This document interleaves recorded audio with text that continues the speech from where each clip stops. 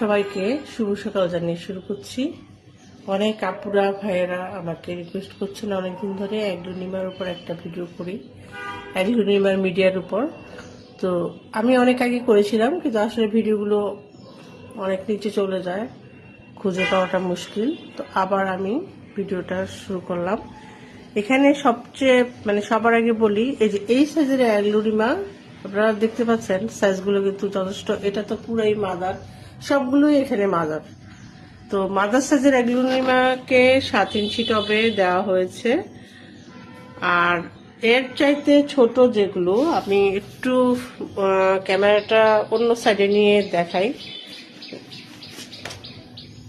এই সাইজের গুলো কিন্তু 5 বা 6 ইঞ্চি টবে দিলেই চলে।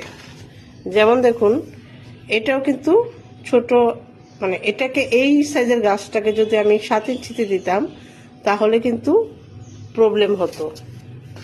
সুতরাং গাছ বুঝে, গাছের সাইজ বুঝে আপনারা টব নির্বাচন করবেন। এটাও কিন্তু অনেকে বুঝেন না, যে ছোট একটা গাছ এটা দিয়ে রাখে 7-8 ইঞ্চিতে।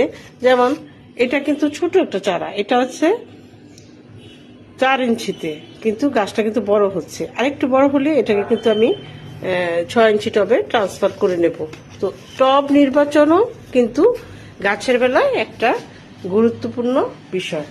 তো এবার আসি মিডিয়াতে। অ্যাগ্লোনিমার মিডিয়ার উপকরণগুলো একটু দেখুন। ধানের চিটা হাফ বার্ন করা, ভার্মিং, এখানে হচ্ছে পাতা পচা সার, আর নিচে কোকোপিট আছে, আর কোকো চিপস, কয়লাটা আমি টবের নিচে দিব, এই জন্য আমি কয়লাটা রেখেছি। আপনারা চাইলে মিডিয়ার সাথে মিশিয়ে দিতে পারেন কয়লা ছোট করে।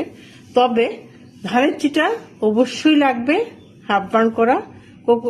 ধানের চিটা না দিলে মিডিয়াটা হালকা হবে না। আর কোকো চিপস আপনারা এই জিনিসটা আপনারা চাইলে স্কিপ করতে পারেন, দিলেও দিতে পারেন, না দিলেও না দিতে পারেন। আমি দেই আসলে মিডিয়াটা একটু হালকার জন্য, না দিলেও সমস্যা নাই। এবং পরিমাণটা দেখুন, আমি কিন্তু খুব অল্প পরিমাণে নিয়েছি। এটা আসলে নিচেই পড়ে যাবে কয়লার সাথে। কিন্তু পাতা পচা সার, কোকোপিট, এখানে পাতা পচা সারের সাথে কিন্তু কোকোপিট নিচে আছে, আমি মিশিয়ে ফেলেছিলাম ভিডিওটার আগে। তাহলে পাতা পচা সার, কোকোপিট, ভার্মি কম্পোস্ট, ধানের চিটা, এই 4টা উপাদান অবশ্যই লাগবে। আর কয়লা, কোকো চিপস আপনারা চাইলে দিতে পারেন, না চাইলেও দিতে পারেন। সবাই ভালো থাকবেন, সুস্থ থাকবেন। আজ এই পর্যন্তই।